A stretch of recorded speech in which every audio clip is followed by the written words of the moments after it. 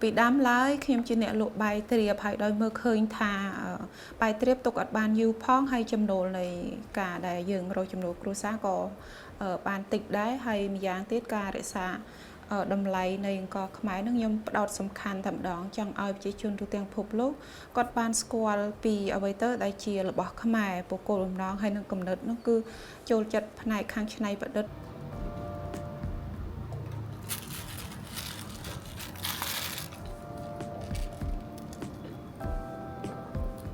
គឺយើងចាំម្ដងមកគ្រា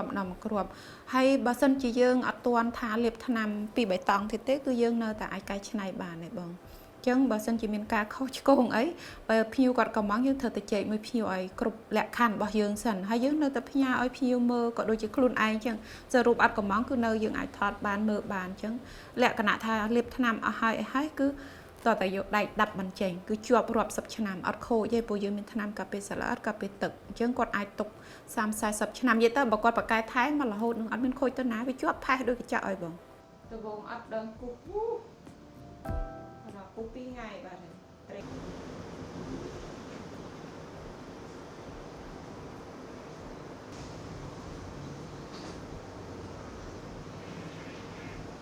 នឹងហើយអនាគតទៅគឺយើងគិតគូរទៅដល់ក្មេងៗដែលគាត់ភាគច្រើនគាត់នឹងហើយគាត់លងខ្លួនទៅជាមួយនឹងតាទូរស័ព្ទណាអញ្ចឹងបើគាត់មានជាកញ្ចប់ហ្នឹងគាត់អាចទិញ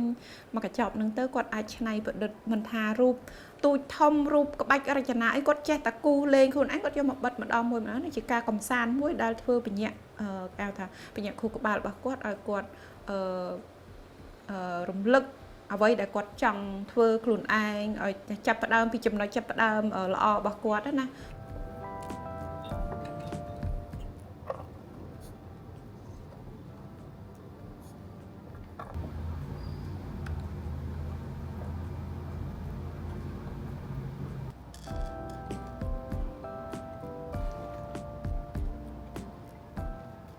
យើងធ្វើជាមុខរូបភាពមនុស្សគឺយើងយកក្របអង្គហ្នឹងបិទចេញជាមុខមាត់គេគឺមានការពិបាកបើសិនណាធ្វើអត់ដូចមុខគេអត់យកអញ្ចឹងវាពិបាកខ្លាំង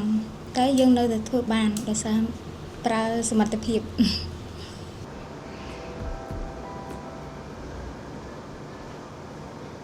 ដូចតាមនេះវាខាត់យកតាមតិចនេះតែ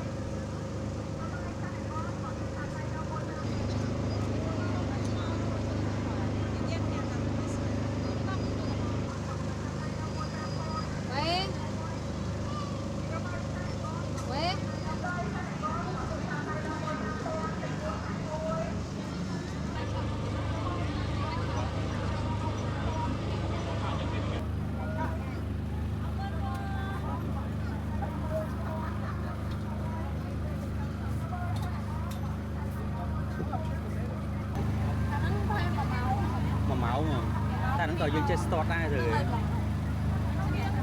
តែពីព្រោះរូបភាពមួយគេតែងតែគូដោយដៃឬមួយក៏ដោយខ្មៅដៃប៉ុន្តែចំណែកតែរូបគាត់គូរៀបរៀងឲ្យជាក្របអង្គដែលថារបស់ប្រទេសខ្មែររបស់យើងអញ្ចឹងមានអារម្មណ៍ថាអស្ចារ្យមែនទែនបង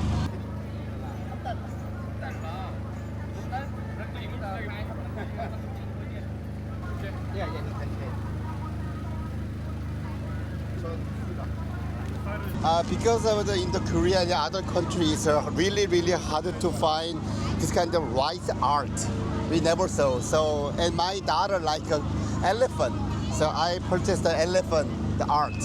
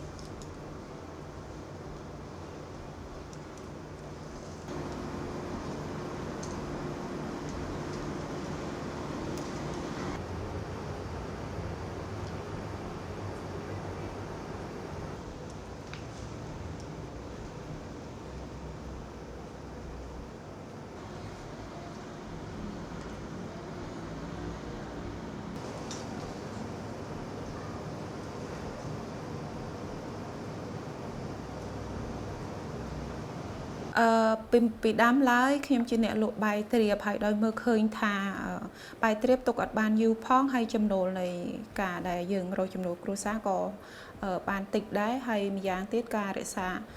តម្លៃនៃអង្គរខ្មែរនឹងខ្ញុំផ្ដោតសំខាន់តែម្ដងចង់ឲ្យប្រជាជនទូទាំងពិភពលោកគាត់បានស្គាល់ពីអ្វីទៅដែលជារបស់ខ្មែរបុគ្គលបំណងហើយនឹងគំនិតនោះគឺចូលចិត្តផ្នែកខាងច្នៃប្រឌិត